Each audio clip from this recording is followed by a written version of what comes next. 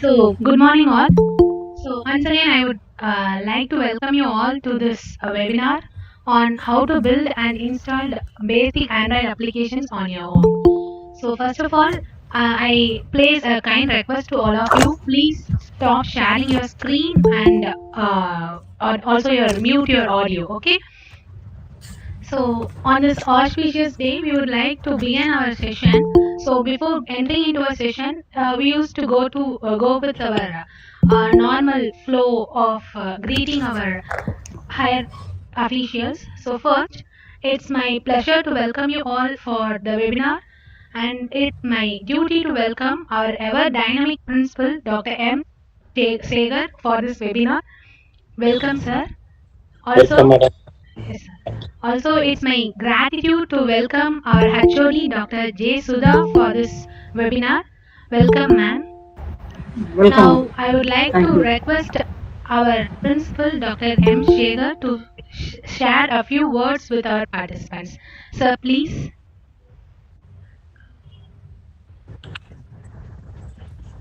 Uh, Good morning to all the participants. Um, uh, it is a series of webinar from our institution, and we have coined a right topic. Most of us would be liking to work on this Android platform. We want to know something about it. We want to develop an application on our own. Uh, we usually use many of the apps which were developed by the Chinese.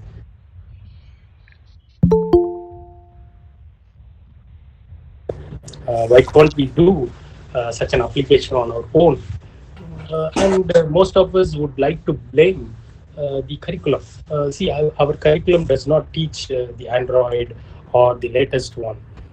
In my opinion, after working a decade in industry and then moving to academics, I'm of the great opinion that in always the under all academics, we have to teach the basics, and it is left to the student and the faculty to learn the new things, because we cannot keep teaching or keep introducing all the new things to the students.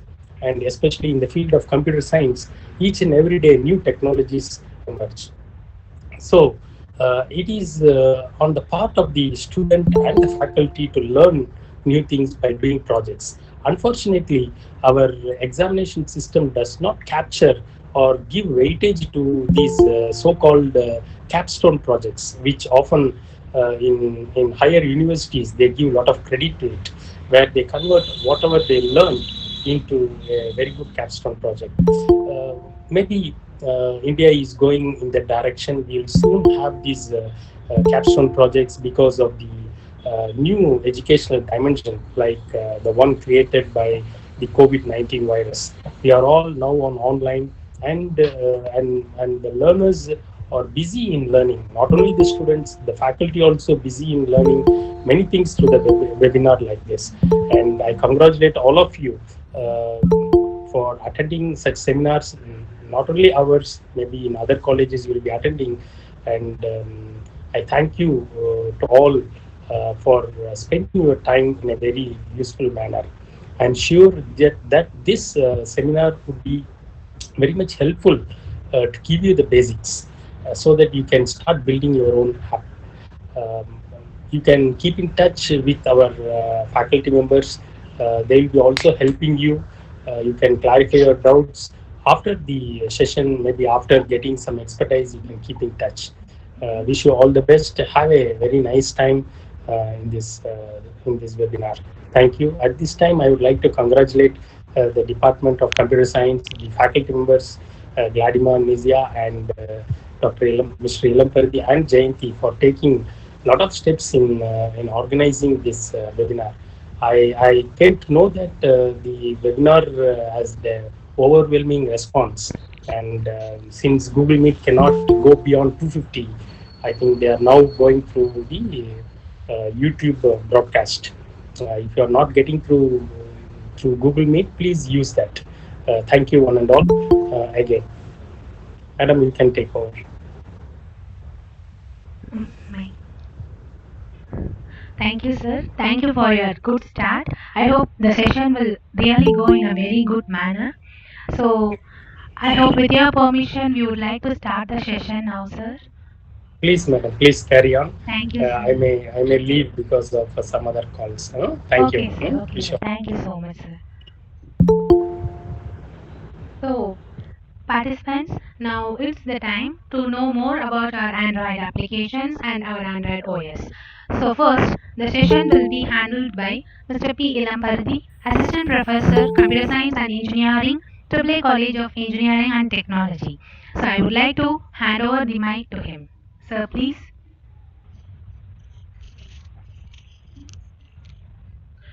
Good morning. Once again, I welcome you all for the webinar on how to build and install Android application on your phone. So, if you have any Your connection voice is problem, breaking. hello. Voice is breaking. Okay, if you have any connection problem, see our live session through our college AAA CT channel. Search AAA CT channel in YouTube, and you can see our live streaming. At the mid of our session, we will post you a feedback form link. Only those who register and complete feedback will get a e-certificate. If you have any queries, just type it in the chat box. If time permits, we will clarify it at the end of the session or send the answer through our WhatsApp group. As we everyone are aware of the tremendous power of Android applications and Android OS, so our team last week realized in depth that even the single word Android is more powerful in this entire world. Yes, once we posted our webinar poster, within 15 hours we reached 500 registrations. Thank you for all your support. So now we enter into the session. So due to multidisciplinary audience, we start with short introduction and its architecture and history of Android. So first one is introduction. So as everyone knows, Android is a Linux-based operating system which is specially for mobile operating system. Initially, primarily for touchscreen mobile devices such as smartphones, tablet computers. The Android is free and open source, so you can use it. You can download it the Android Studio to anywhere, and you can use it free. So the setting a procedure for Android Studio takes just a few clicks, but installation takes more time. So we skip that part. You can view in the site developer.android.com. The hardware, the hardware that supports the hardware that supports Android software is based on the ARM architecture. So ARM architecture is just like a microprocessor which is used in all the smartphones.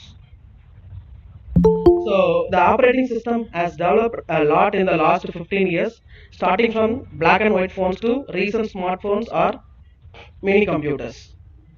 So Android development supports the full Java programming language, or they are using Kotlin programming language. Here we are going to use Java programming language. Right. So this is the Android architecture. So it comprises of 4 layers. First one is Linux kernel, and the top of the Linux kernel is libraries, and then application framework, and it having applications. Right. So first one is, am I audible?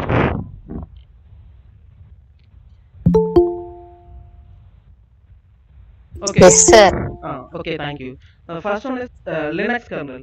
So, as everyone knows about the Linux kernel, the kernel is the heart of the operating system, which is going to manage every input and output request from the software.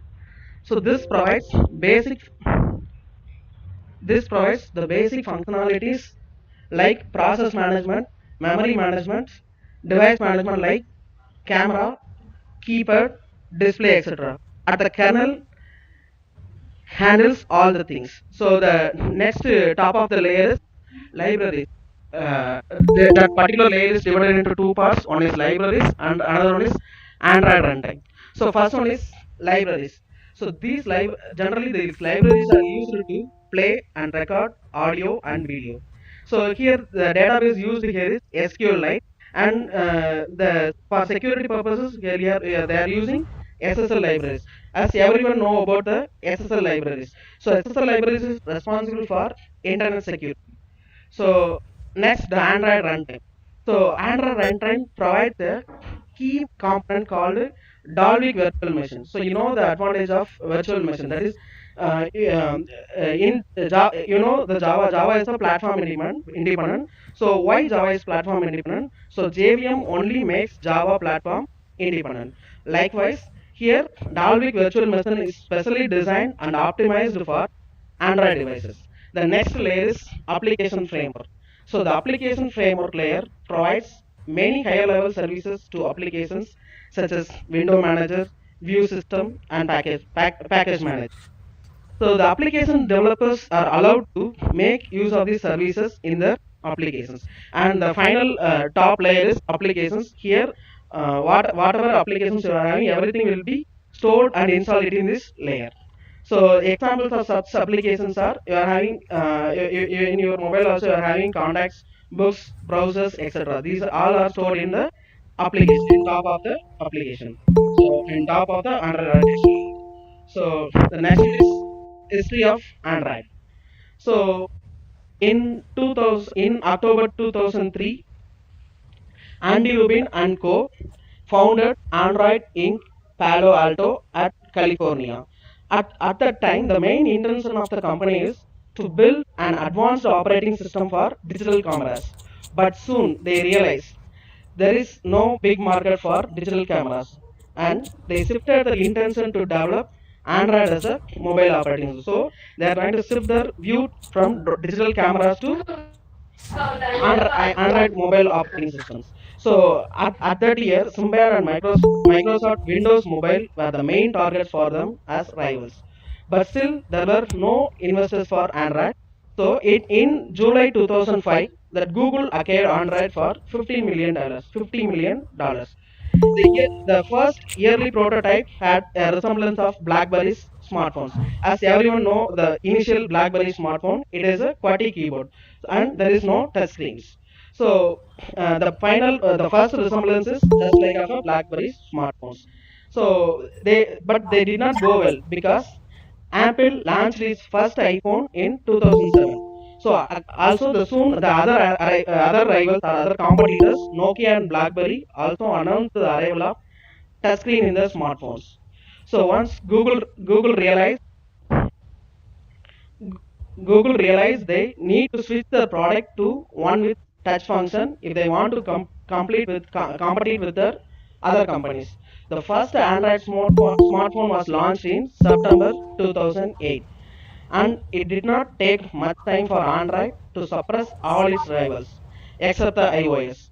So in these years, a number of Android versions were released with better features that made it the top smartphone operating systems. As of survey 2019, Android has an 86% share in the market of the smartphone operating system. So it's very clear Android is the most used operating system in smartphones. What is the evolution of Android? We all know how much important it has made over the course of years. So, whenever I speak about Android, I always get more excited and fascinated because the Android versions are really attractive. Uh, First and foremost thing, they are not only attractive by their features, but they are also attractive by their name itself. So, as we all know, Android started their versioning from the year and September 23, 2008. So the first release was Android 1.0. So when actually we know that the names of the Android versions were actually uh, it was related to deserts and sweets, so that it is more easier for most of us to understand and keep it in our mind what it is. So first two versions, Android 1.0 and Android 1.1, doesn't have any code names related to sweets or desserts. So they were just named with the numeric values like other softwares. So Android 1.0, it was the first commercial version of the Android, and it was released in the year September 23, 2008. So it has many features like internet browsers, cameras, and also Gmail features were also associated with it. All kind of Google related apps were being able to access through Android 1.0. So, sir, like I already told, Android was a product of Google and it allowed all the Google products to run on it. Next was Android 1.1. So, it was launched on the year February 9, 2009. So, with some updated features and bugs. So later of Android 1.0 and Android 1.1, it came with the next versions which bear the name of the deserts. So the most fascinating thing starts from here, like how these deserts have special tastes associated with them. The all versions also have their own features associated with them. So the next version is Cupcake, which is version 1.5.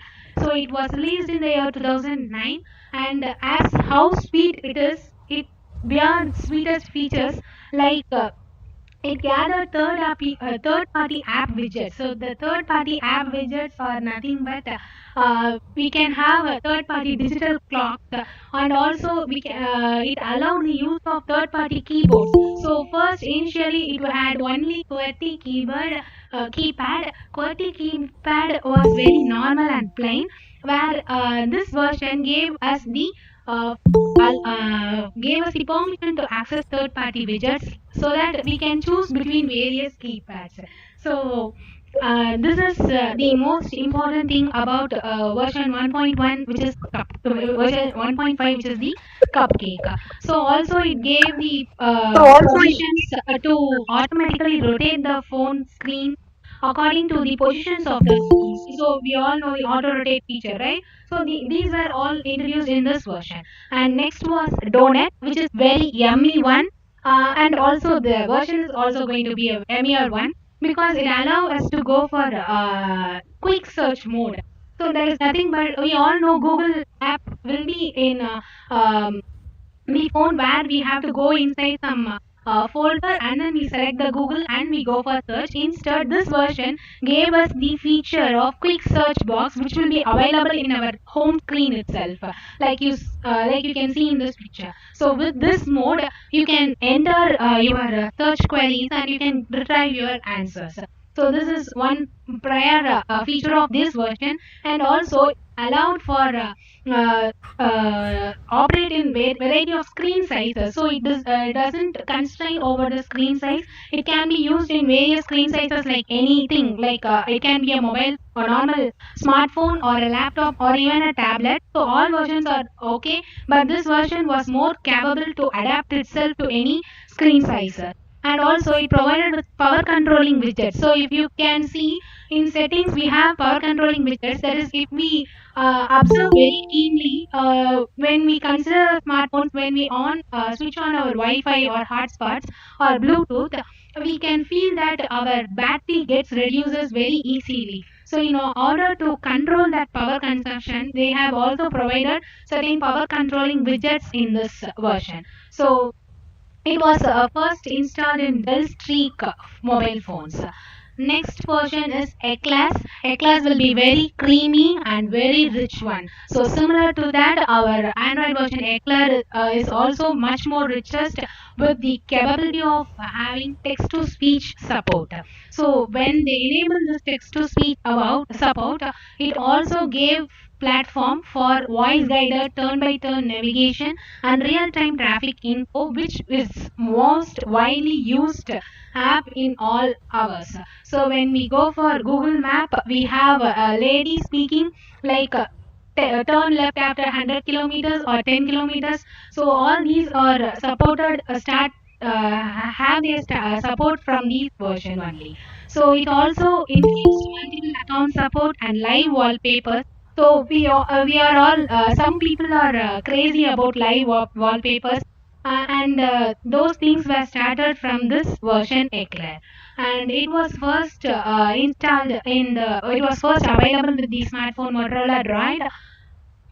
Next is Android version 2.2, which is Froyo, which was released in the year of May 2010. So Froyo is nothing but very creamy and very fluffy yoga kind of desert.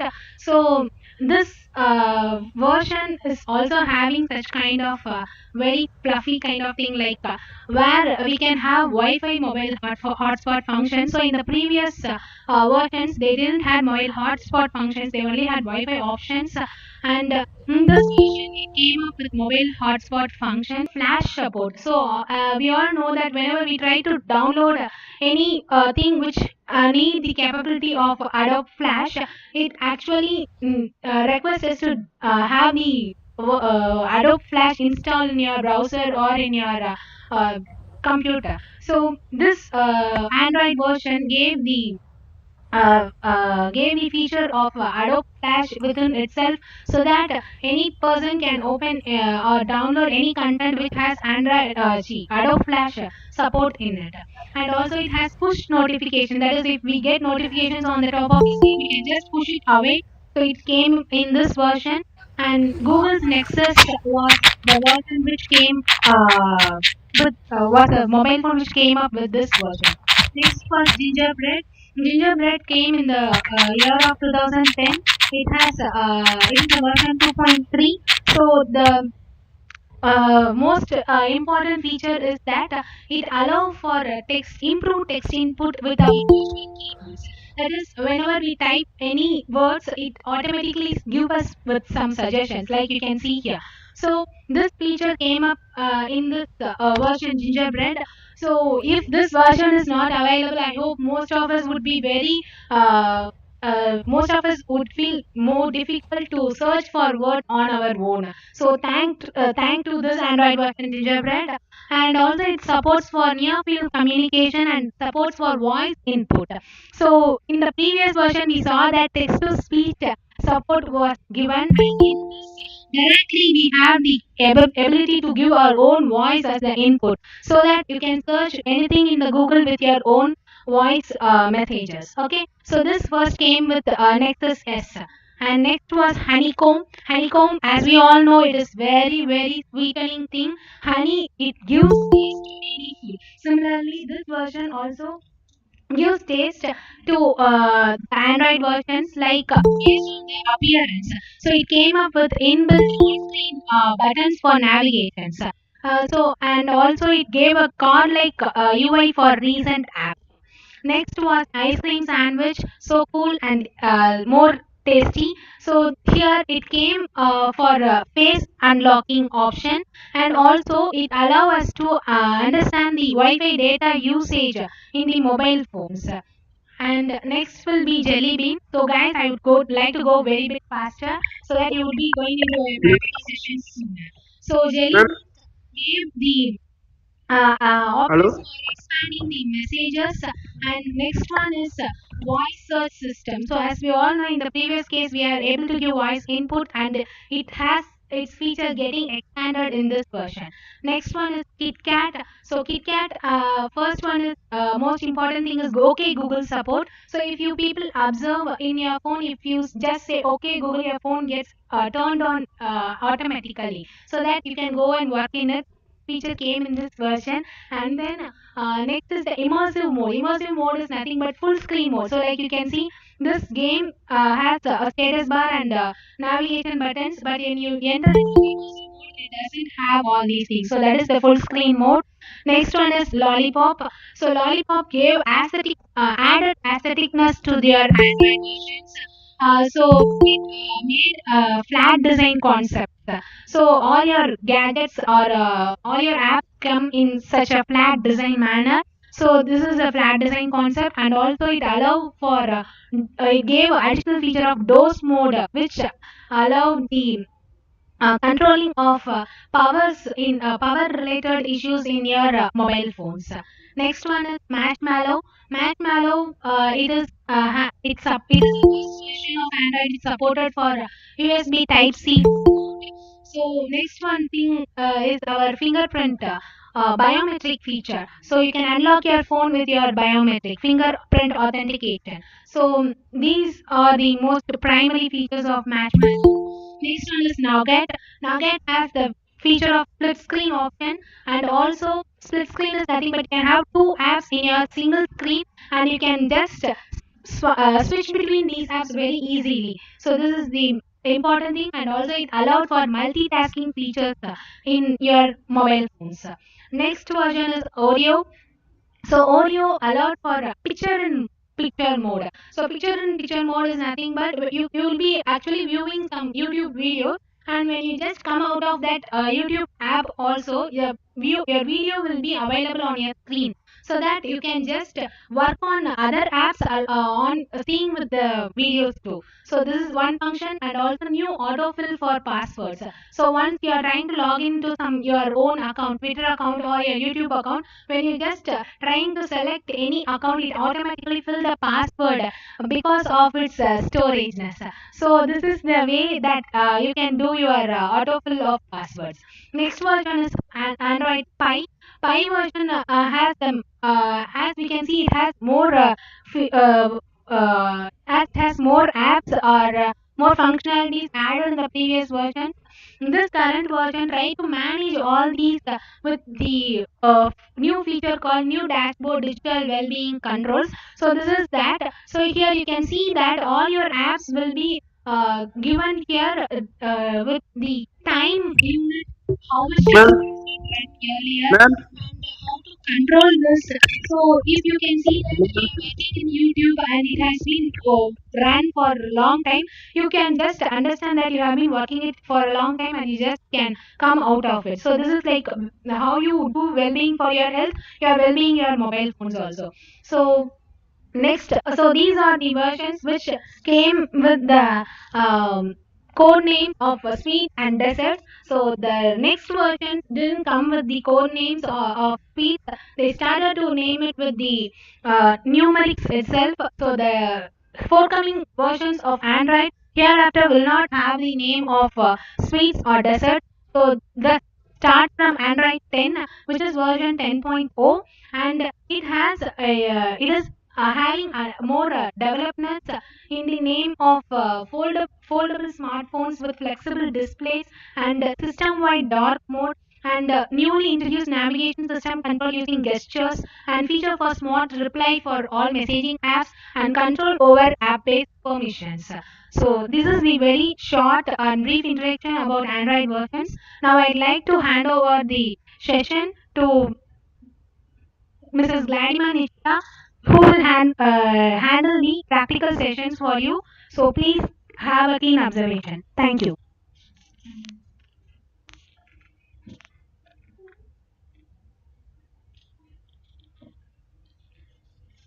Now we are going to enter to a session of learning the development of Android Studio. Since Android Studio is a heavy software, building and installing it may take time. To avoid the time delay, we have actually pre-recorded the session. Now let's start the beginning of the most awaited session of the webinar.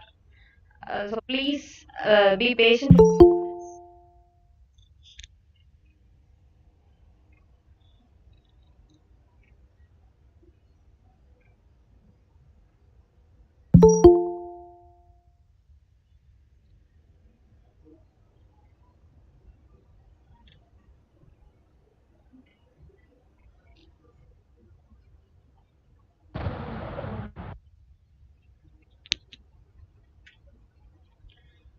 And before starting this session,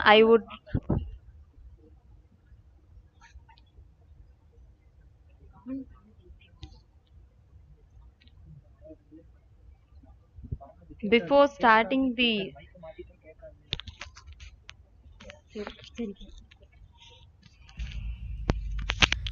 Good morning, everyone. I'm Gladdy.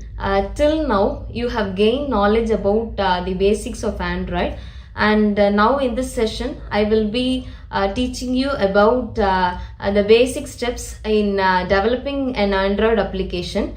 Throughout the session, you will be learning a lot, like introduction to the Android Studio environment, and you will be learning the steps needed for Android application development, like front-end design and back-end controls, and after which you will be learning some methods for running your Android application both using a virtual machine and the real machine. At the end of the session, you will be given some demo for installing your own Android application in your real Android device. Okay, I hope it will be a useful session for this, and it is a basic session, so I am just trying to cover the basic important things for developing an Android application. Actually, developing an Android application, learning these things, it will take time. It will take even 3 months, but I'm trying to compress all the things, and I'm trying. Okay, all the best, and have a happy session, Agat. Before start learning the development about the back-end design, all the control, everything is performed by this back-end design only. In this particular back-end design, it will be performed by using Java code. Actually, it can be performed by using two languages, that is Kotlin and Java. Next slide, and you will be able to create a new project. And the remaining things here are opening an existing project or importing projects, etc. For designing a basic application, this is okay. So just click it on. So in the next screen, you will be able to see some templates, and these are all the basic templates what we are using in our normal Android apps. For example, the basic activity template, I think you can see the screen here. The basic activity template, hope you can remember this template. Whenever you are using a Gmail or something like that, a mail application, you can see the screen, right? A screen will be there with inbox contents in our mail apps, and a floating action button, a plus symbol is found here, right? So this floating action button, it will be found for the composing of our mails, right? So this is the basic activity. And if you see this screen, Google Maps activity, if you see this particular template, if you are using some GPS related applications, you can use this particular screen. And near to this, you can find another template, that is login activity. In this login activity template, if you are using some username, password kind of things, that time the login activity template, it can be used directly. And also if you are using some settings activity like kind of apps, you can use this template. So there are a lot of templates, basic templates available in our Android Studio, and based on your application, you can choose whatever you want. But as of now, for teaching purpose, for just making you to understand, I am going to choose the empty activity. I don't want any template like this. I'm just choosing the empty screen here. So after clicking this empty activity, I am selecting the next. So in the next screen, what you are going to see is name. In this, I am going to give the name of my particular application. For example, I am giving my application as the name of my project. So whatever I am doing, I am going to call it as a project here. I am going to create a new project for building a new application. Okay, so I am going to create a new project with the name my application. Okay, right. So the next thing is package name. So everywhere, whatever project you do, that will be named as com.example. And the remaining part is the name of my application. What name I am giving here, the name of that particular application will be found at the end of this package name. And the next thing is normal thing, save location where you are going to save this project. Default, the project is found in this C : if you want to change the location, you can click the browse button and you can browse where you want to save your project, and you can choose a new location, and if you are giving OK, your particular project will be saved in your desired location. That's fine. And when you are coming to the fourth thing, what you are going to choose is the language. As I said earlier, I will be able to see a screen with a new project, right? I hope you can see here. And also here you can find two tabs. The first tab, it is containing the XML files with the name activity_main and .xml. This is for the XML coding. And next I am going to find another tab. It is called as main activity Java, right? Before explaining the designing parts and the Java codings, etc., I would like to show some of the important things which you want to know in this Android Studio software, right? So here, normal things, right? If you see the screen, the first thing at the top, you will be able to find the file, edit, view, etc. In the file option, you will be able to find a new, and this is for creating new projects. And when I'm trying to create a new Java file, and also if I'm trying to create a new XML, everything I can create here. Creating something new will be found under this file. Under the file, I'll be having an option called as new, and this open is for opening the existing project, and this open recent is for opening the recent projects which I have opened previously, right? And this close project is for closing the entire application when my project is not needed. If I want to close that particular project, and if I'm working on another project, I will be closing this particular project using this option. And please note here, your whole entire Android Studio will not be closed here. Only that particular project will be closed. For that kind of things, you will be choosing this close project option, right? Since it is a very short webinar, I will be just telling you about only the basic things which are very necessary for creating the application. Because if I am explaining everything, it will take 2 days to complete this webinar, I hope, right? So the next is edit, and the edit, as you know, you'll have options like cut, copy, paste, etc. Right? For all these things, you will be all these things will be found under the edit option.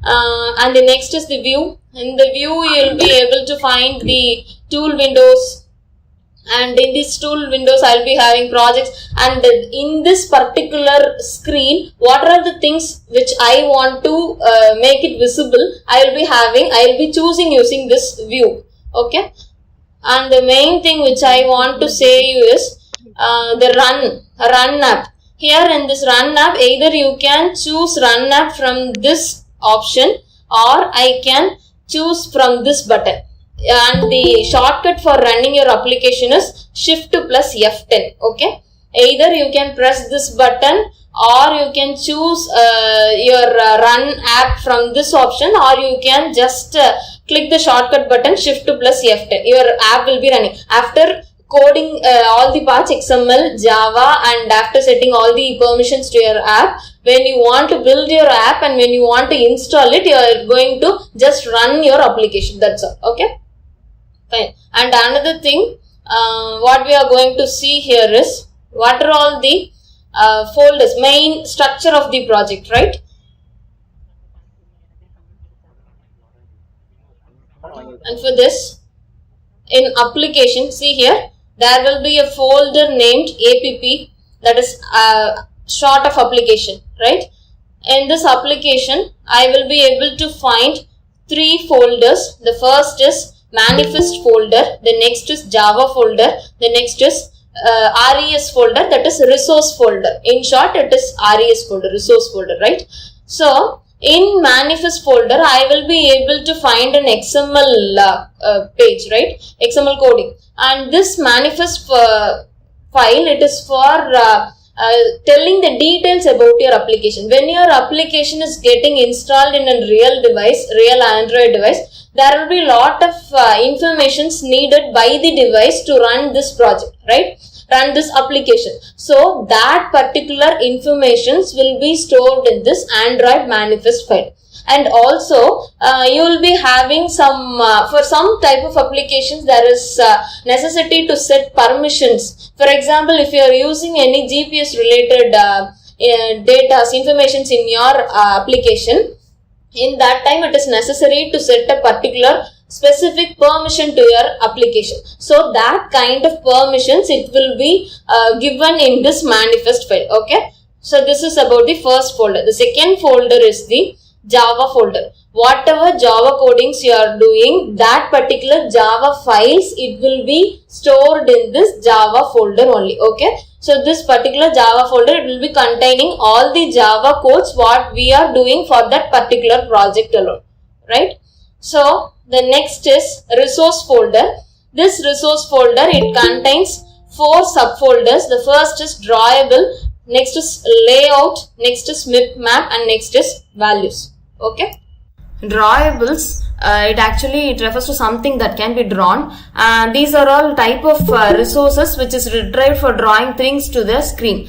Some of the drawables are bitmaps, vectors, shapes, layer, state, level, scales. Here bitmaps it refers to the PNG or JPEG images, and the 9 patch, it is extension of the PNG format, and in case of shapes, it is contains some comments for raw bitmap. Okay, fine. The next folder is layout folder. In the layout folder, I will be having all the XML files. What are all XML files I have created, that will be stored in this layout folder. Okay, nothing more than that will be stored here.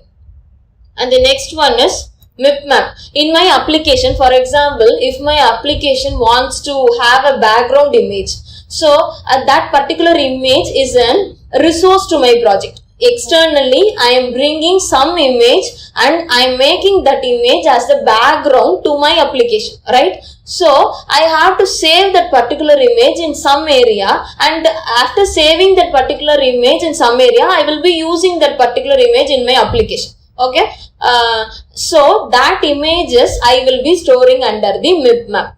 And if you are viewing the subfolders of this mip map, you will be able to find certain things which are found defaultly, and if you are able to keenly observe this will be of different resolutions. Okay, so if you want some external images or pictures to be used in your application, please save those images in this area, and after saving this, you can specify this particular location and you can use this in your real app. Okay. The last thing is values. The last folder what we are going to see here is values. In values, you will be having 3 XML files. The first XML file, it is for colors. In an application, we will be using lot of colors. For example, if I am using a text, I will be using very different colors for that application.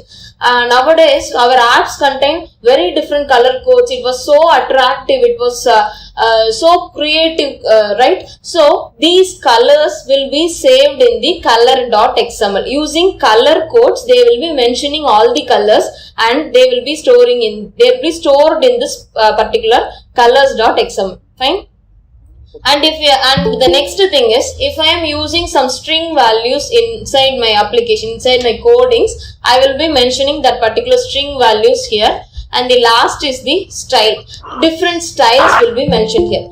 Since I am not having that much time, I am not opening all these XMLs. If you go to the Android Studio app, you can just click over all these things and you will be able to find all the codings of the XML. It will be very simple and it will be very easily understandable, right? I am just opening the color XML page.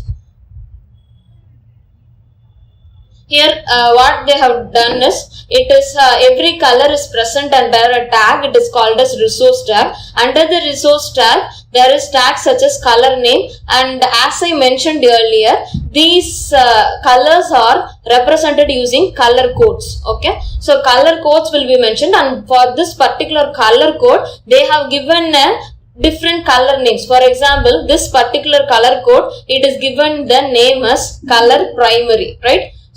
So instead of mentioning this color code directly in my coding, I can use this name alone for using that particular color. Okay. So these are all the main informations about the Android Studio. And another thing I would like to tell you.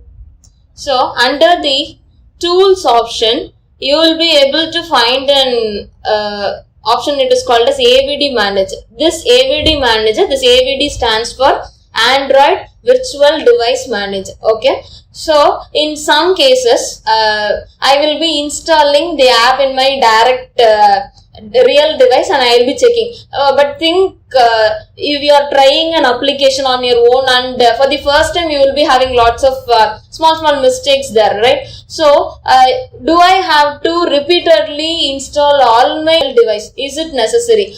So if something is there and I can use that particular device, a particular virtual device or something like that, and if I am able to test it, it will be easy, right? So that particular virtual device is this AVD manager. This is actually not the real device in the sense not the real mobile what I am using, but it is similar to the my real mobile, just a virtual environment. So using this virtual environment, I can test my project. It is very useful for testing the project. So I can just test my project and I can, if there is any doubt, I can clear it. After everything is getting over, I can build it directly on my device. It is not compulsory to use this AVD manager, but just I am explaining it is an efficient and easy way to test my project. That's all. Okay.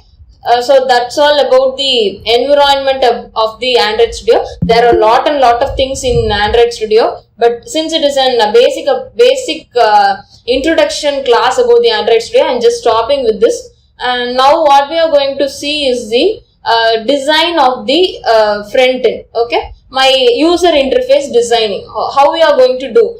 Let's discuss about that. Now let us learn some things which are necessary for designing the Android application. I would like to make you familiar with the term. It is called as activity. The first thing, what is an activity? Whenever you open an application in your mobile phone, the activity is the thing. When you open your app, what you are seeing, what screen you are seeing, that is referred as the activity.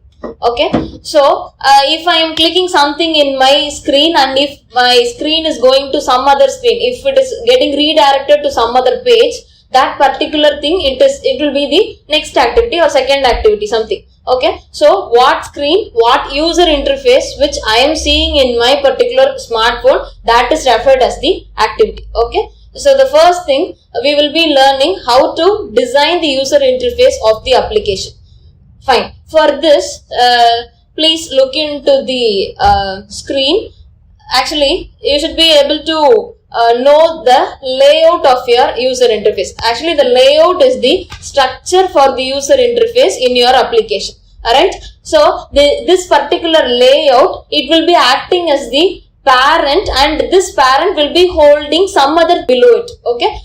See in this particular diagram, you will be able to see a view group, and under the view group there will be view groups or another two views is present, right? So here this particular view group, it is referred as the layout. So as I say, it is the parent, and under this parent either I can have some other layout as its child, or I can have the view as the child. View here is nothing but the buttons what I am creating, and edit text view, image view, everything is the view, right? So these views, it will be called as the children's.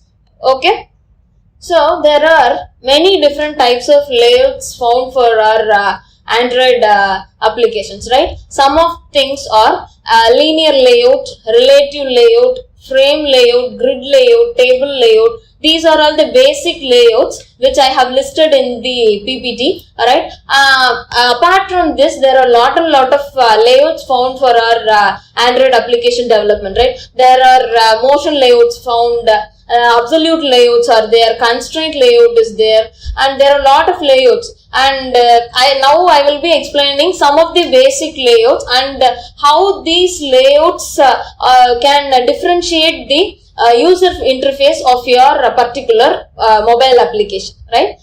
First thing, we are going to see about the linear layout. In the linear layout, this particular linear layout, it has two types. One is vertical linear layout and horizontal linear layout. The left image of the screen, it shows the vertically arranged linear layout. Okay, look to this particular diagram here. The whole screen, it is referred as the view group, that is linear layout, and under this there are three box like structures, three rectangular boxes, right? These three rectangular boxes, these are all the views, and note here they are arranged in some vertical manner. Okay, so this is the linear vertical layout. And see to my next figure, second figure. Here the views are arranged in horizontal manner, right? So the views, it is found as left to right pattern. Okay, so this is the linear horizontal layout. So first we will be learning this layout. This is very easy, very simple, basic layout. Okay, so here it shows the XML coding for the linear layout. The first tag you can see is the linear layout XML tag, and under this the first line given is the XML namespace, and this namespace is referred for the particular location given here, http:// and for referring this particular location we are using this particular namespace, right? And after this you have attributes for this particular linear layout. This particular linear layout XML tag, it has some attributes, and some of which are listed here. Android layout underscore width. Actually, this layout underscore width, it is for mentioning the width of the linear layout what I am using, the view groups width. So here the value is given as the fill parent. This is the attribute and this is the value for that particular attribute. The fill parent, it represents the width. It is going to occupy the whole space of that particular linear layout. If you give fill parent, it occupies the full screen, right?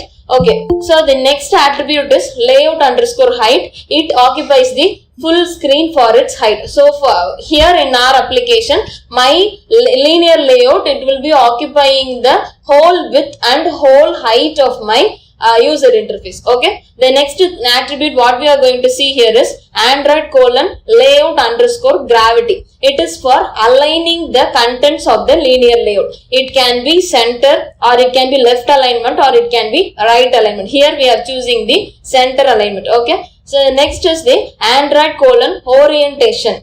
As I said in the slide, either you can have your linear layout as the vertical linear layout, or it can be horizontal. Now we are going to choose it as the vertical arrangement. In the sense, your views will be found from top to the bottom. Okay, so this is about the view group. So under the linear layout, I am having a view. It is called as text view. Text view is just text which is displayed in the application. We are not going to edit the text or do nothing with that. It is just displayed. That's all. Don't get confused with this particular view. Okay, and the first attribute of this view is Android ID. An ID is nothing but an identifier, a name which is used to identify this particular view. It is a unique name, and using this ID only I will be referring this particular view in my Java file. Okay, so the next is Android layout width and Android layout height. Here there are two different values given for the attributes. The first is match parent. Match parent means the parent views width will be considered for this particular view. Okay, my layout, what I have given, linear layouts width will be considered for this match parent also. That's all. And the next is layout height. Here I have used a value, it is called as wrap content. Wrap content means it will be occupying the space it needs. Only the necessary space will be occupied and it will not take any extra spaces. That's all. Okay. The next is the layout underscore margin. For this I am directly giving some value, and the unit for this value is dp. The dp stands for density independent pixel. In 160 dpi screen, 1 dp is equal to 1 pixel. Okay, fine. So the next attribute what we are going to see is Android text. I am just giving the text value, for directly for this text string directly for this view, and that I have given as AAA-CET. That's all. And in the next attribute, I have mentioned the size for this text, and I have given as 50 SP. Here I have used an unit, it is called as SP, and SP stands for scale independent pixel. It is not that much different from DP. Both are moreover the same. The difference is mostly for the font sizes we will be using SP, and for the remaining contents we will be using DP. That's all. Okay. And the last attribute is the text style, and I am just making it as bold. I am making my text as a bold. That's all. Okay. These are all the certain attributes for my text view, and these are all not only the attributes, there are lot of attributes available in Android Studio. Okay, we have used only some of the attributes, and if you are doing a project, try with every attribute, and it will be very interesting, and you can learn a lot by using all the attributes. Fine. So this is about the first view what we are done. The next view is a button view. As you all know, you have used this button whenever you are registering something or like that. You will have a button, and if you press that button, some action will be performed, right? So that is the button view. I hope every attribute is known to you now. The first attribute is the identifier. The next attribute is the width, and that is the wrap content, means only the needed space, necessary space is occupied for its width, and for its height also the necessary space will be occupied. And the text for this particular button is we have given as hello everyone. And this particular text alignment, what it means, inside a button, how should my text be arranged? So that particular alignment is center alignment. Okay, it is not the whole alignment, it is only the alignment inside the button, inside that particular view, right? So the last is the text size, and I have given it as 20 SP. As I said, SP is the scale independent pixel. So we have closed all the views, all the XML tags here. We are closing the linear layout. So as far as now, I have completed my coding part, my XML coding part, right? My front end design is over. So the next thing is, I am going to do something with my Java file. So I have designed my layout. So I said you earlier, I hope you can remember, a particular XML is a resource. Okay. So XML file is a resource to my particular application. Fine. So I am going to load this particular resource into my Java file, so that there establishes a connectivity between my XML coding and the Java coding. So how can I do this? It is so simple. Look into the screen. Whenever a project is created, by default it creates a method. It is called as onCreate method. So under the onCreate method, there will be a setContent view, and in this setContent view, I will be mentioning my resource layout. Okay. So R stands for resource dot layout dot this activity underscore main is the name of my XML file. So if I am mentioning my XML file here, it will be automatically loaded into my application. So thus we have completed all the coding parts. The next part is I should be able to run my application. Now let us shift directly to the Android Studio. In this Android Studio environment, I have already created a project. We have created a project, and this in this project now I am going to do the XML coding and the Java coding. Okay. So if I am typing, it will take time. So I have just already created a project, and I have coded everything. As you know, what I have explained is given here. You can see here the linear layout, the text view, the button view, what we have seen till now, what we have coded is shown here. Now the Java file also I have completed. The only part remaining here is I am going to run this particular application. For this, I am just clicking the run button. Using the emulator option, now we are running the project, right? So later, in sometimes later, we can see how this particular application can be installed in our real device. We can look into it, but as far as now we are just running it in the emulator.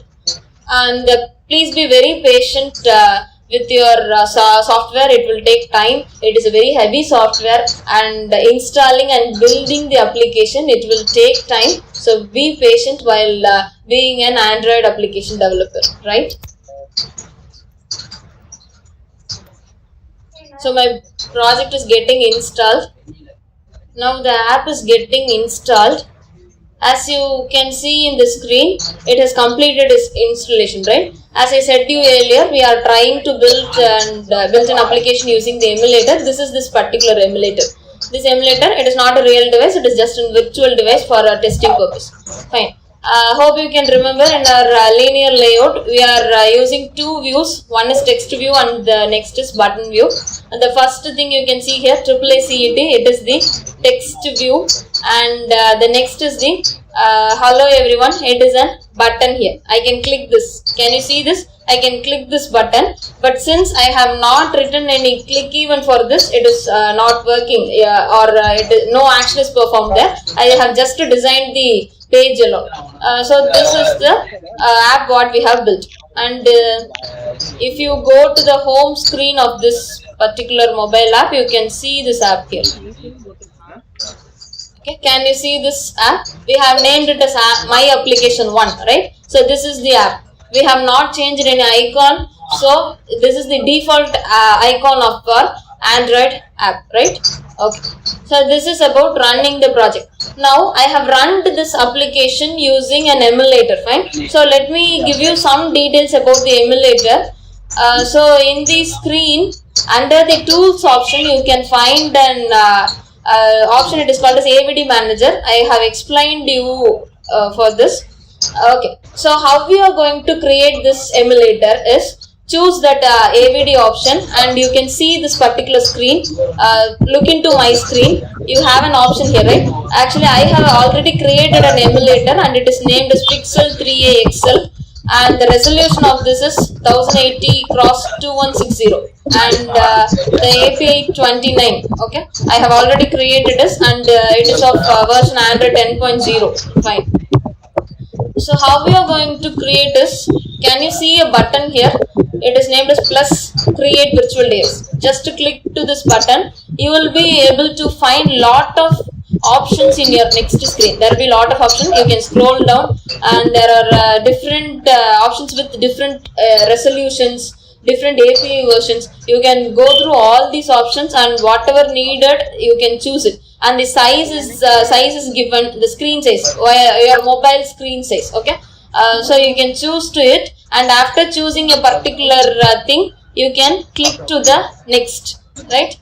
So if you are clicking the next, actually I haven't selected anything, so nothing is displayed here. If I am choosing something and if I am clicking next, you will be able to find the details of that API level and the Android version. Everything will be displayed here. And if I want this to be created, if I am just clicking next, and I will be choosing the name of this AVD, that is Android virtual device, and if I am clicking this finish, it will be created automatically. And please remember, this too will take some time, and if necessary, you have to download that particular emulator. Okay, it needs internet connection also. When you're free, you can just try it out. So this is about creating an emulator, and the normal installation and running I have shown it earlier. Fine. So as for our as of now, we have discussed how Android Studio works out, how an XML is created, Java is created, and we have built a basic small application, right? So this is about linear layout. The next thing what we are going to discuss is the next layout, that is relative layout. The relative layout, actually you're in the relative layout, inside a view group, you will be having lot of views, right? The views, it can be specified using the location of the parent. If my parent is found at some location, I can create my child as specifying it as left to the parent of, right to the parent of, something like that. So relative to my parent, my child is created. That's all. Nothing more complicated. Relative to my parent, I am going to create my child views. That's all. Compared to my linear layout, my relative layout, it will be very efficient, and it is very clear with the design. There will not be ugly designs found in my relative layout. So as you see in the screen, it is the XML coding for the relative layout. I'm just magnifying it. So the relative layout, the XML tag, it starts with relative layout. This is the XML tag, and under this there are some attributes mentioned, such as layout width, layout height, etc. Hope you do not want any explanation for this, because we have seen this in the linear layout. And the next thing is the text view. This is also the same thing. I haven't used anything different here. The last thing is the button Android ID. Here for this button view, as usual, I have given an ID with height is given. Note here, I have given an attribute. It is called as Android layout underscore below, which means this particular view, it has to be found below a particular view, below something, and that particular something is given under the double quotes, that is at plus ID / text view. This is the ID of the text view. Here it is named as the text view is named as the ID / text view 1. It is named as text view 1, and this particular name is given here, which means this particular button view, it should be found under the text view. That's all. Okay. As I said you earlier, in case of relative layout, I will be just aligning this everything relative to its parent. That's all. So now we are going to run this particular application and see how it is differing. So now look into the screen. The output is as shown here. It has run and it is completed. So see here, what we specified here is the button view. It should be found below the text view, right? So as we have coded, the output is like this. Fine. So if I am taking this layout below, if I am deleting this particular code, you can see the difference. I am just running it again. So fine. As you can see in the output screen, the hello button, it is now present in its default center position. Earlier it was found under the parent, it is found below its parent view, because we have given the attribute Android layer underscore below with the value as ID / text view 1. Okay, so now I have removed this particular attribute. So now the particular button, hello button, it came to its default center position. So this is the main advantage of using the relative layout. As I said earlier, you can relatively change the position of your child with respect to your parent. That's all about relative layout. Okay, hope you are clear. Next what we are going to see is the frame layout. As you can see in the slide, frame layout is a view group in which your subclasses, that is in which your child view, it can be found over your parent view. Okay, that is, it can overlap every view. Okay, see to the slide, in the left side of the diagram, you can see the structure, right? The blue color shaded part, it denotes the view group, and the white color is the view. Okay, as you can see, the child view, it is overlapping your parent view. Okay, this is about the frame layout. And for mentioning the positions of the views in the frame layout, you can give the values for your attribute as top start or top left when you want your views to be found in the top left corner. You can see this in the right image, and if you want it in the top center, it can be mentioned as horizontal center. And if you want it in the right part of your top side, you can mention it as top end or top right. Okay, if you want it if you want it that particular view in the exact center position, you can directly give it as center. So you can see in the screen what are the different values for a different position. So using a frame layout, now we are going to construct a particular layout in which your views can overlap other views. That's all. Okay. Now for this frame layout, you can see the Android Studio environment. I have just written all the codings required for the frame layout. We are using XML tag as frame layout, and this XML tag, it has some attributes, and by this time I hope you all would be familiar with these attributes: layout width, layout height, and orientation, etc. Okay, this is about the view group of this frame layout. Okay, the view group is frame layout. Under this frame layout, under this view group, we are having some views. There are 3 views found. The one is image view, the next 2 is the text view. So I will be having an image, and I will be having 2 other text views. I hope you do not want any explanation for this text views, as we have seen this in our earlier 2 examples. So I am directly jumping into the image view. The image view, as it is the same thing, I am using an identifier for this, and I am also mentioning the width and height of this image view, and after that I am using a scale type to make it as a center.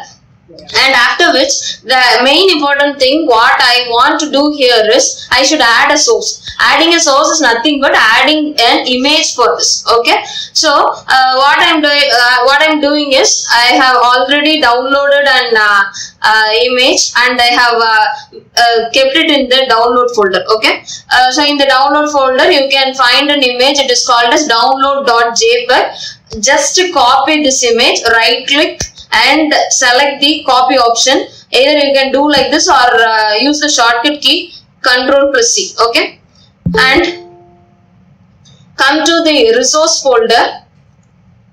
In the resource folder, as I have said earlier, every image, every picture what you are going to use, it has to be saved in the MIP map. Okay, so just to select the MIP map, right click the MIP map and paste that particular image what we have downloaded. It will be pasted, right? So it will be asking for some resolution kind of things. Just select and give OK. It will be asking for the name of that particular image. If you are choosing with everything, click OK. Fine. You can expand to the MIP map. You can expand to the MIP map folder, and you can see this download.jpg image. It is just added to my MIP map folder. Okay, that's all about the MIP map. Now you can just add this image to my image view. How to add this is at MIP map. It will be automatically displaying using auto complete mode. MIP map / download. The download is the name of the image what we have used. I am just selecting this. Okay. So which means I have just mentioned the location with the name of the image. That's all. And the Java codings, it is as usual, it is normal. In the set content view, I have mentioned the activity, that is XML file of this particular application. That's all. Now quickly we are going to run this project, and I am just pressing the run button. Now you can see the output of this particular application. As I have said, a frame layout, it allows the child to overlap your parent. Here the parent is the image what we have given, and there are 2 text views as I said to you earlier. The first one is just I have mentioned someplace randomly, Grand Palace, Bangkok, and at the bottom of the screen today's date is mentioned there. Okay, so this is about frame layout. Just a single frame, it can have multiple views, and those views it can overlap over each other. That's all. That's all about frame layout. Okay. So the next layout is grid layout. Grid layout is a layout in which the childrens of that particular layout, it can be placed in a rectangular grid. Please look into the screen actually the diagram, it shows the rectangular grid layout. Here all the views, it will be present as a simple grid like structure. Okay, so for this we are going to run the project. Now we are seeing the XML coding for the grid layout. Here the XML tag which is used for the grid layout, it is the grid layout tag.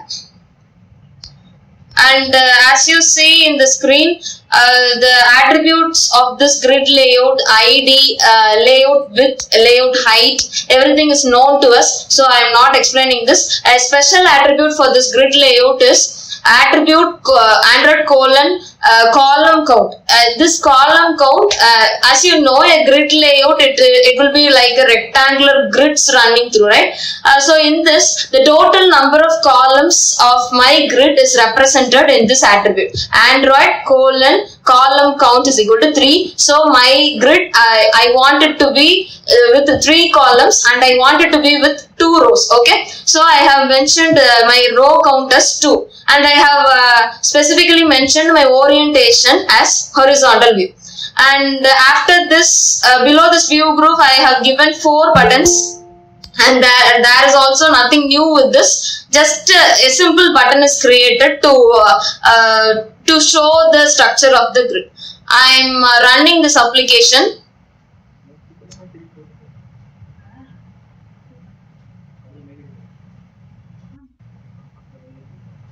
Okay, the output screen of the application is shown here. As I said to you earlier, I want my application with 3 columns and 2 rows. So my grid is looking with the same structure. You can see here, it is with 4 buttons, and 3 of the buttons is present in the first row, and the 4th button is present in the second row. That's all. That is about the grid layout. Okay, and then next we will be seeing about the table layout.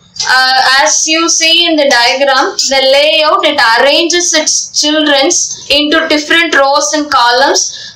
If you, I hope you have worked with Microsoft Word, you have worked with the tables in Microsoft Word. So these tables, it will consist of different rows and different columns, right? So the same structure is shown in this diagram. If you see in this diagram, the first view with rectangular structure, it is of row 1, and the second row of this particular diagram, it is of row 2, and it is split into 2 columns, column 1 and column 2. The third row, it is split into 3 columns. So row 3 with column 1, column 2 and column 3. And the 4th row, there is no columns, a single column is present, and 4th row is present as a fully single column. Okay. Now we will be discussing the codings for this table layout. Now you can see the XML codings for the table layout. In the table layout, as I said repeatedly, table layout is a view group, and for this view group we have different attributes, and the first 2 attributes are known to us, and the next attribute is layout underscore margin top. It is for mentioning the margin top length, and it is given in DP units. And the next is padding left, padding right. It is for giving a padding space between the cells of the table. Okay, so in this table layout we will be having table row XML tag. You can find it here, the table row XML tag, and in this table row tag you will be finding 3 views, and these 3 views, it is for mentioning the columns. Okay, this particular row, it is only for the single row. The first row of the table is mentioned here, and for this text view, the attributes are given. I hope this text view attributes are known to as layout width, layout height and layout weight, and the text is mentioned as user ID. So the first column will be the user ID. The second column is the next view, that is text view with user name, okay, as its heading, and the last text view is the location. So the first column will be the user ID, second column will be the username, the third column will be the location. This is about the single row of that particular table. If you see to the next coding, it is about the next table row XML tag. It contains another 3 particular views with text view. Okay, so that represents the value for that particular user ID, username, location, etc. So I have given us text as 1 and the username is Glady and the user location is Sivagasi. So this is for the second row. So if I want the third row, fourth row, etc., I should be specifically giving all the values under the table row XML tags. Okay, fine. So now let us run this particular application. Okay, fine. Now you can see the output window application. Okay, so till now we have seen the front end design of the application using the coding. To be frank and open with you, all the professionals of the Android application development, all the professional Android application developers, they will be coding your layouts only. They will not be using the designs. So I'll just show how to design your particular application. Alright. So till now we have designed our application professionally, that is we have coded our application using XML tags. But there is a shortcut for doing this. Let me tell you that also. This is the, please look into the screen. This is the output of the design of our first application, linear layout. So what you can do very easily is, as you can see in the screen on the right side of my screen, you can see 3 options, right? Code, that is found with shortcut Alt plus Shift plus, right? That thing we have done till now. Okay. So code is, if I click there, what will happen is the normal coding screen, what I'm getting here. So now what we are going to do is, here near that code and another thing is there, it is called as design. Please click to that and you will be finding some particular palette with different designs, right? For example, if I have to choose a button view, and in this button I'm having different kinds of button. For example, button is already there, so I am going for checkboxes, right? So just to click to the checkbox, drag that particular checkbox and drop into your layout. That's all. There is a checkbox found here. Okay, click to the radio group, click to the radio button, drag this radio button and please drop it in your particular screen. It will be present. It will be present automatically. It is so simple. Just click to this toggle button and just dragging here. I'm pasting it somewhere, wherever I want. Even at the bottom, you can see to me. Since it is a linear layout, we will not be able to paste it at the bottom. If it is a relative layout, I can do that, right? The same way, I'm trying to do with a switch. A switch is found now. And the last, floating action button. Floating action button. For using the floating action button, you need to download some things and all. So I am just explaining you with the basic concepts. So I have designed this particular application. I have randomly picked all the button kind of things and I have pasted here, dropped here. In the same way, you can choose the text also. See to the screen, there is text view, plain text, password. So whatever you want, you can just click there. You can drag it and you can paste it in your layout file. It will be automatically displayed, right? So I have just randomly picked some stuffs and I have dropped into my layout and I am just running my application. Let's see what happens to my application screen. Now look into the output screen. Here what we did, we initially took a checkbox, we just dragged and dropped it here. The checkbox is here. I can check that particular thing. Okay, the next is radio button. I can click and I can select that particular radio button. The next thing is toggle button. Toggle button, I think you know, if you click it, it will be on. If I am clicking it again, it will become off. Okay, on off toggle button. The next is switch. Switch, you know, for in settings we will be using this. You can select the, okay. So switch, as you can see, and the last thing we just drag the password edit text here. So by using this design also, you can displaying just for 1 second or something, it will get vanished then. That is the toast notification. That's all. Okay. So here the screen, it shows the toast notification. In the left side image, it is nothing but a details form. The name and registration is created as the text view, and we are going to maintain edit text for this. That is, you can enter text here, and you have a button. It is submit button. When the submit button is pressed, my objective is it should create a toast. That's all. In the right side image, you can see the output of that. I hope it is clear.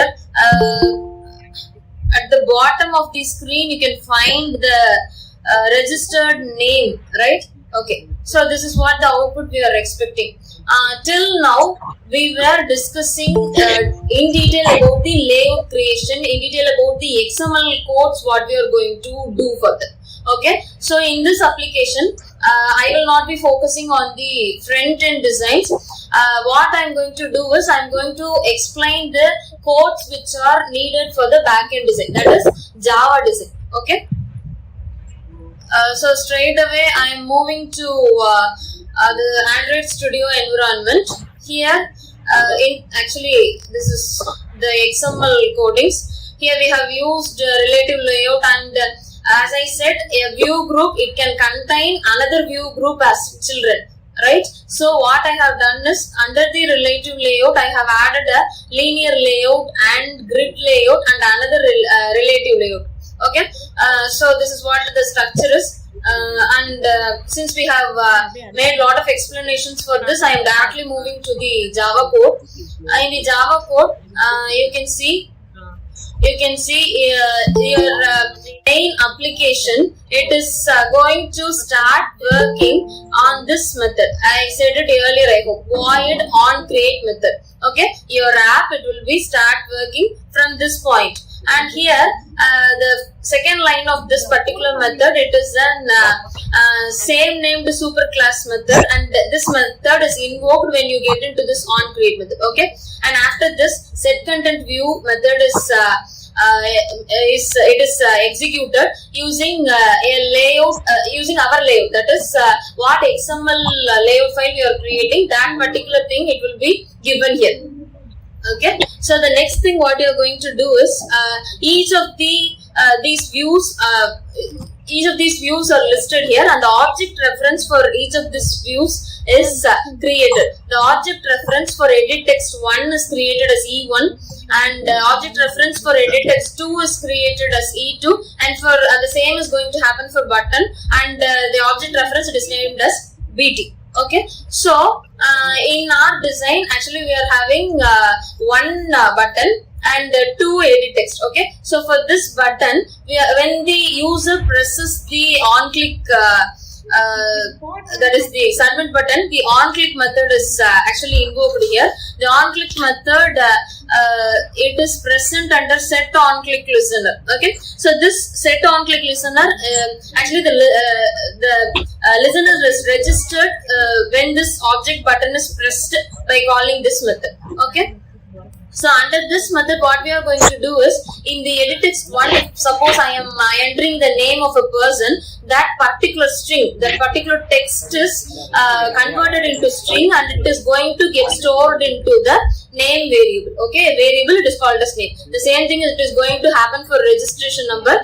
What text I am entering there, that it will be converted into a string, and it will be get stored into the registration, REG, a variable named registration. And after which, what it is going to do is, it is going to create a toast object by instantiating the make text method. This make text method, it is going to have three parameters. The first thing is app content. The next is the text message and the duration for that particular message, and all these objects it will be created, and after this everything will be showed using show off method. That's all. This is going to happen, and when this show off method is called, it creates the toast message automatically. Okay, so let me run the application fastly.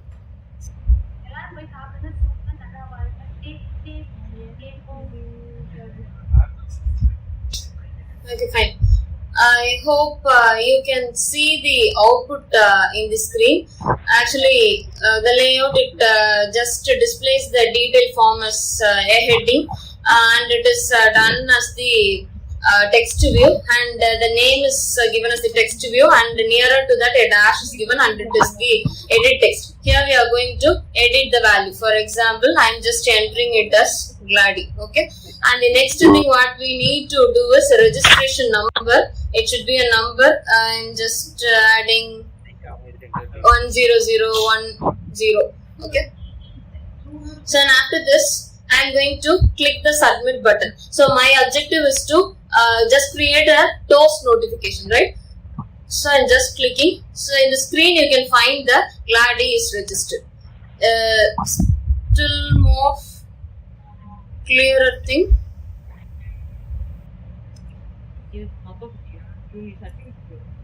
And just submit it again. I hope you can see the particular toast message. It will be just displaying for only short duration, and it will get vanished. Okay, fine. So this is about creating the toast notification.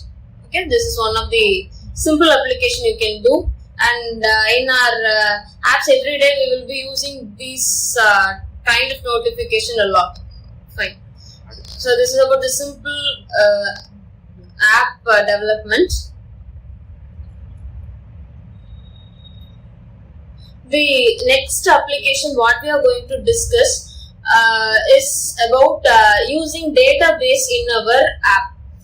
There are a lot of basic exercises there. Since we do not have any time, I am just stopping with one basic exercise. And next I would like to continue with the database application.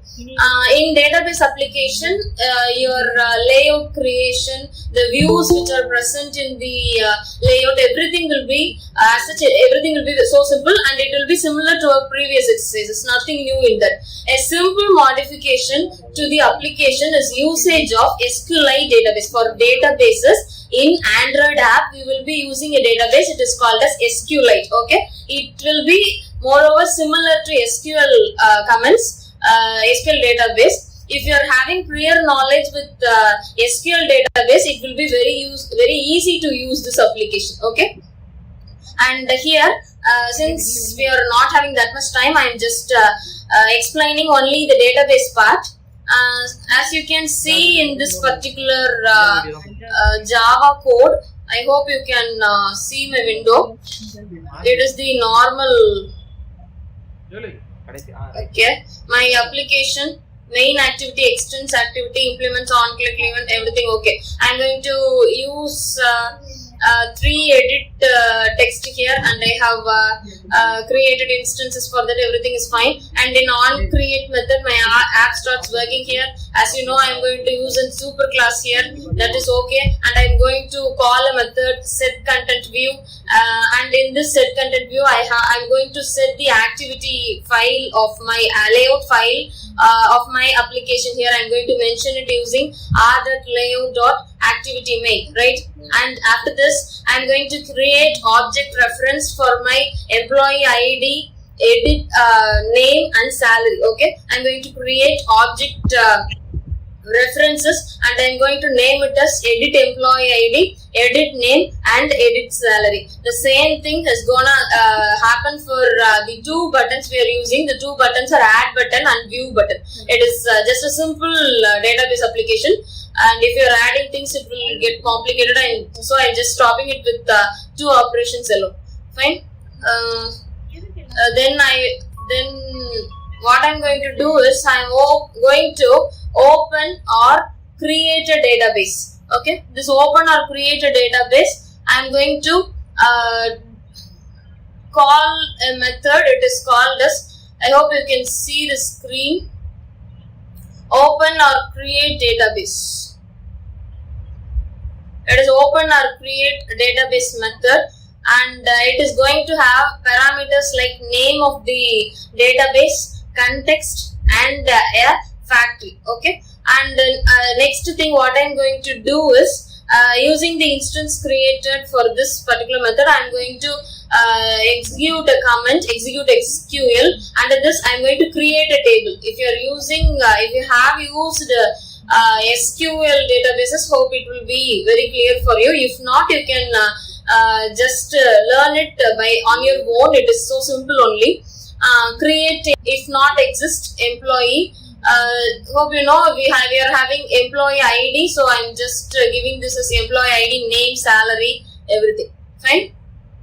So the next what I'm going to do is, as you know, if you are having button, when you are going to click that button, some event is happening. Some action has to be performed for that particular button. So how I am going to perform this action is going to be done under this on click method. Okay, so whenever you are having a button, it is when I am clicking that particular button, it means that particular act, that particular pressing action, it has to do something. So that particular event, it has to be handled, and it is a click event. Okay, so here if my view is button add, what I'm going to do is I'm going to get all the string values, that is the text values. I'm going to check the first if is for checking whether my given content is right or not. That for that it is given, and what I'm going to do is it is just adding the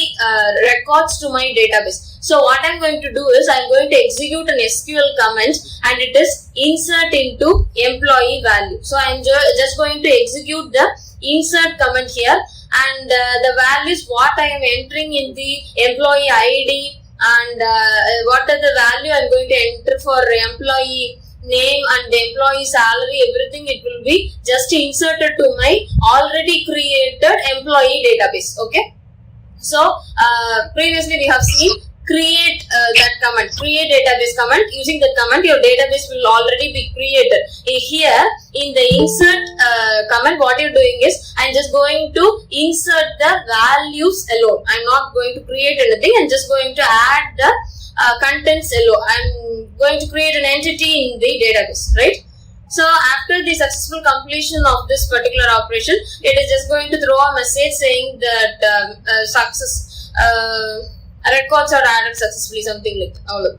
Okay. The next thing is I'm just going to view my content in the database. For this also I'm just checking whether my employee ID given is right or not. If my employee ID given is right, I am going to perform.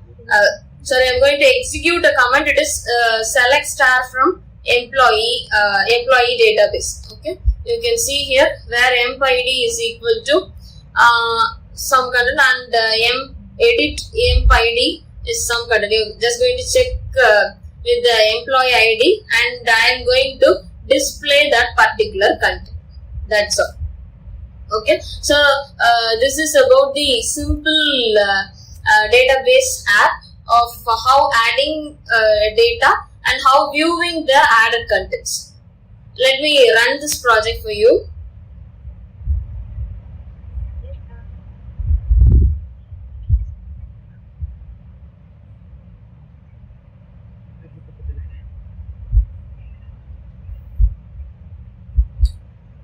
In the output screen, it shows the layout, it shows the UI interface for the database application. Here I am just adding the content, employee ID, I am just giving it as 23. The name is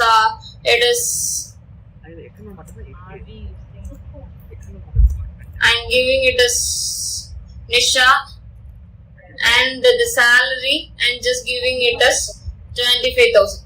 The first thing what I'm going to do is I'm going to add this particular employee to my database. So what I'm doing is I'm just clicking the add button.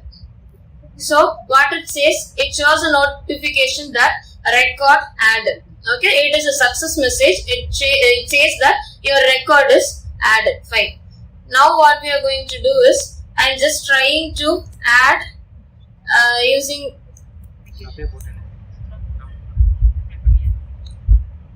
now I am going to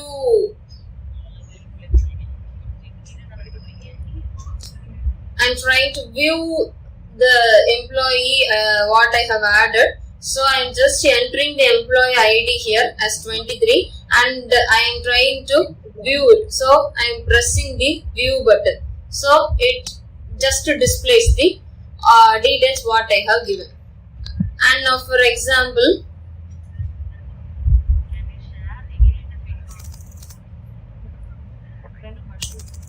if I am giving the employee ID as 45 and I am viewing the content, an error is thrown. An error it says invalid employee ID because I have not added any employee with the employee ID 45. So thus it is throwing an error for that. That's all.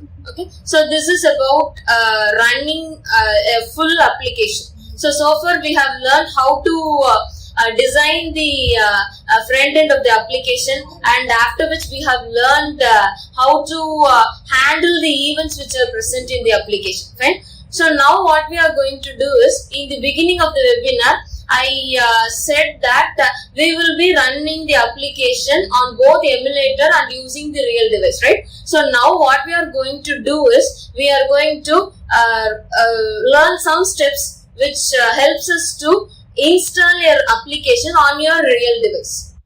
In order to install the Android application to your real smartphone, the first step what you are going to do is, you are going to connect your smartphone with the computer via the USB data cable what you are using. So using this data cable, your Android Studio, it will be able to communicate with your real smartphone device. Okay, so the first thing what you are going to do is, you are going to use the USB data cable and you are going to connect your device to the computer. After this, the first thing what will be done is, whenever your Android Studio, when it is trying to connect to your smartphone, the first thing what it is going to do is, it is going to ask for an permission. That is, it wants us to allow the USB debugging option. So it asks permission. So for this question, please allow the USB debugging option. So in order to do this USB debugging option enabled, you are going to make your particular Android device in developer mode. In order to switch to the developer mode, in the settings option, select the about phone option and go inside that. Inside that, you will be able to find versions. Under the versions, there will be build number, as you can see in the screen. You are going to select this build number. You are going to tab this build number for about 8 times. It will be asking for about 8 times to click it, and for the first 4 times you will not be able to see any notification or something, and when you are trying to tap it for the 4th time or the 5th time, you will be able to get some toggle notification like you are now 4 steps away from being a developer, and as soon as you click for the next time, it will be saying you are now 3 steps away from being a developer. It goes on, and when it becomes 8 times of tapping, you are now allowed to operate your mobile phones in an developer option. Now go to the settings in your smartphone, and in that settings you will be able to find additional settings. Please select that.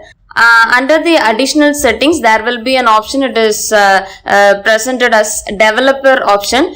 Inside the developer option, you will be able to find a tab with debug, and under that USB debugging switch will be present. You should enable this particular switch, and now your smartphone will be able to accept all the applications what you are going to install. So whatever applications I wish to run, I can install it here. But before that, we were trying to execute all the programs using the emulator. So in the Android Studio environment, please select the device please select your real device for installing the application. So when everything is done, you will be able to see the real application getting installed on your own Android mobile device. Okay. Also, you can see the as the normal every application getting installed, you can see you will be able to see the icon present in the home screen. Okay. These are all the just simple steps, that nothing more complicated about it, but the setting up of developer option, it will be differing from mobile to mobile, so that you should be aware. It will be differing for MI, it will be very different for OnePlus, it will be different for Samsung and everything. That thing alone you should be able to note, and you should be able to do it properly. That's all.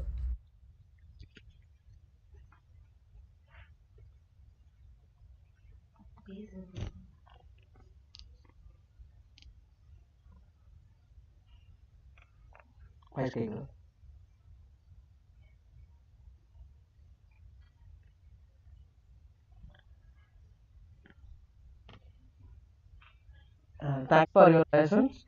It was a good informative session by Mrs. T. Gladimanisia. As for now, you will have a clear idea about how to build your own Android app. This is the time to know how to upload and publish your app in Google Play Store. Just a minute.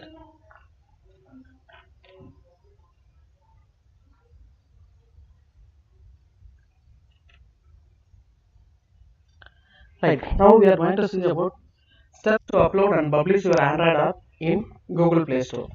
The first and foremost step is you are going to generate an upload key and key store and sign your app. So in your Android Studio, under the menu bar, you have to click build and build generate signed bundle or APK.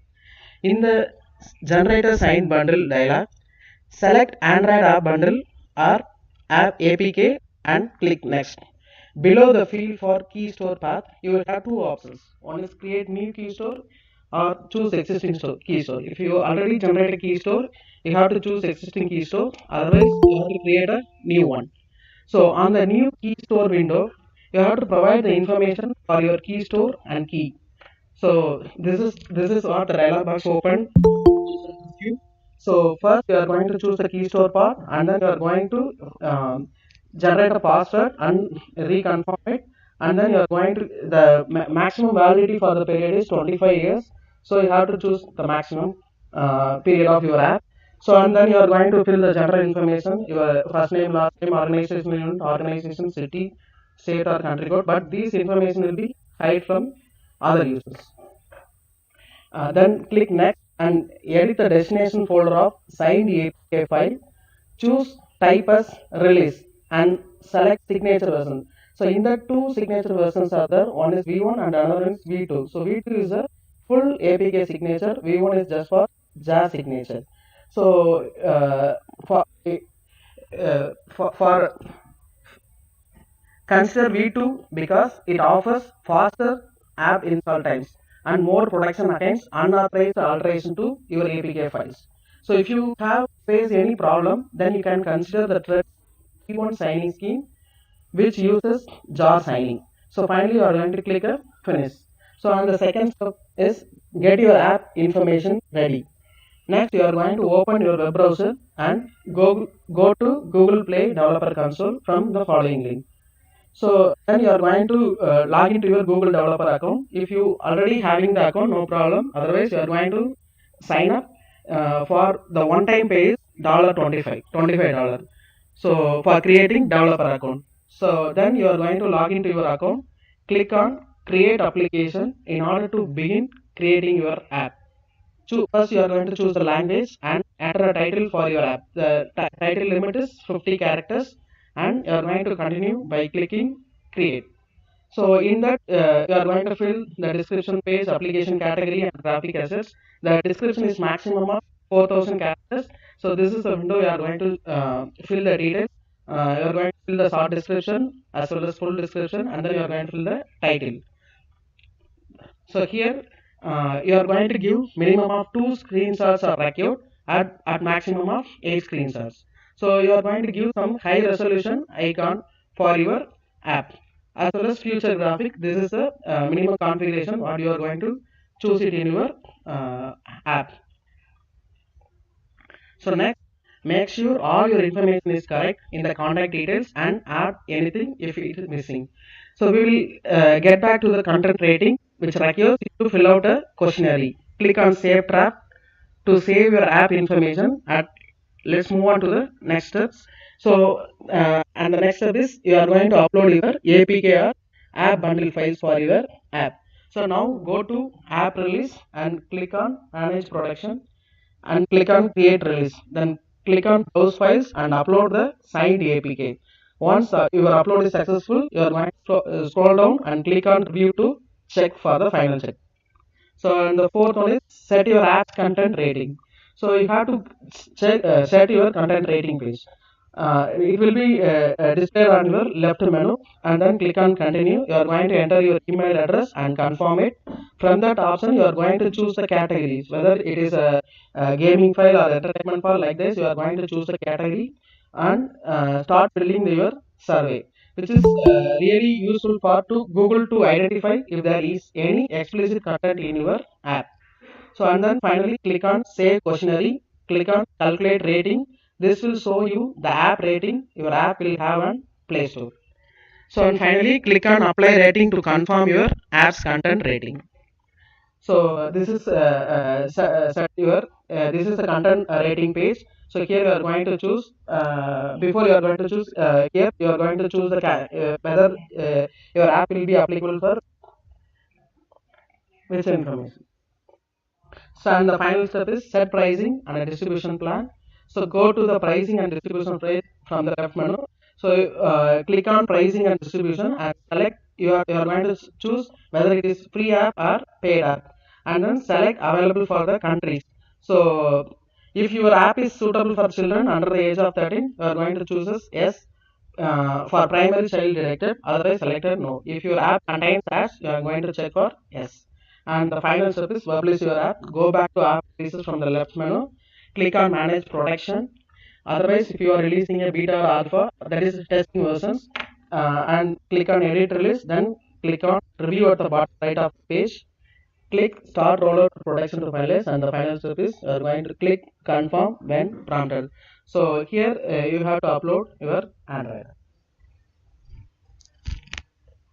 So you have seen how to upload your Android app on your Google Play Store. So as we can know that we have to do certain things to earn money from these apps. So this is known as mobile app monetization. So the first and foremost thing is why we need to go for mobile app monetization. So the best answer is here.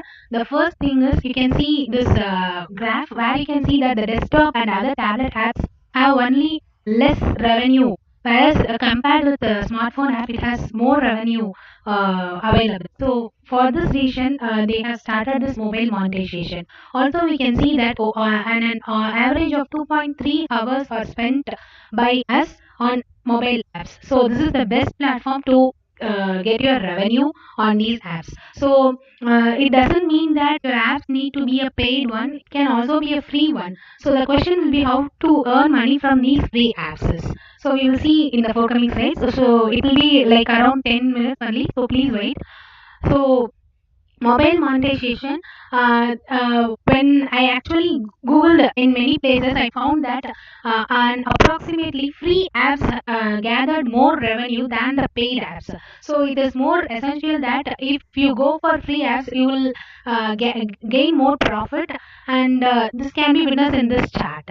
And so we are going to see about what are the various monetization methods. So the first and foremost thing is advertisements. We have seen that when we go through any apps like might it be YouTube or FB or whatever it is, you can see various advertisements based on your own interest available.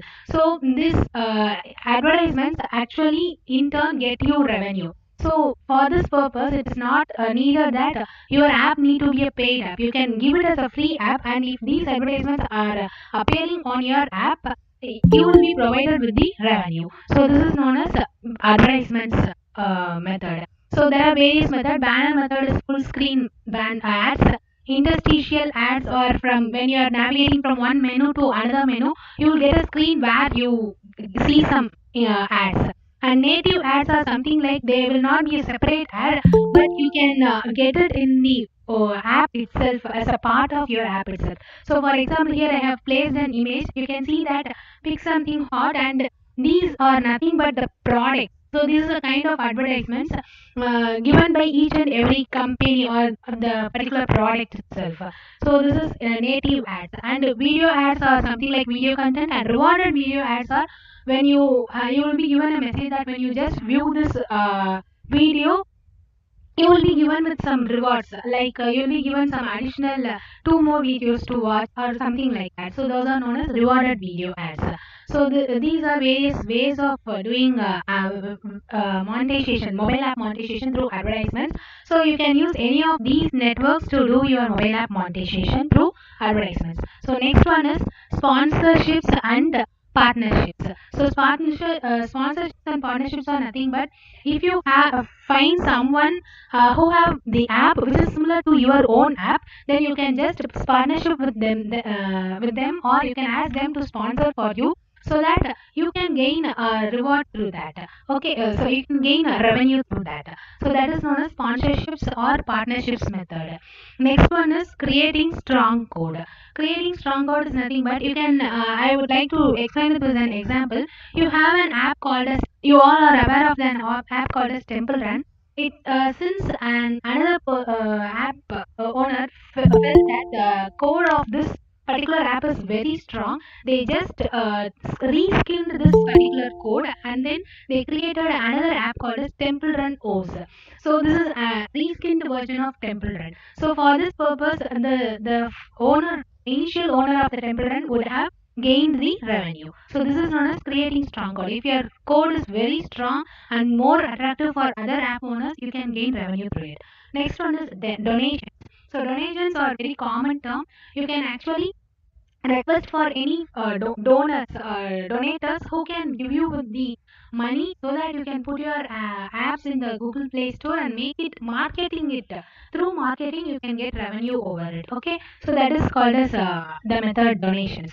Next one is in-app purchases and in-app subscriptions. In-app purchases is nothing but you would have seen that while playing certain game, that is initially the app will be as a free one, but once you download and start working in the app over the course of time, you will be given a pop-up to continue working with the app, buy these or spend these amount, or certain things will be there, right? So that is known as in-app purchases. So initially the app will be free with some limited functionalities. To extend the functionalities, you have to do some more additional task of payment. So that is known as in-app purchases. Next one is in-app subscriptions. In-app subscription is something similar to in-app purchase, where you will have a limited functionality in your app, but instead of doing some payment or something, it will provide you some additional features where you have to do certain work, content related work, and then you can continue working in that particular app. That is known as in-app subscription. So subscriptions can be done like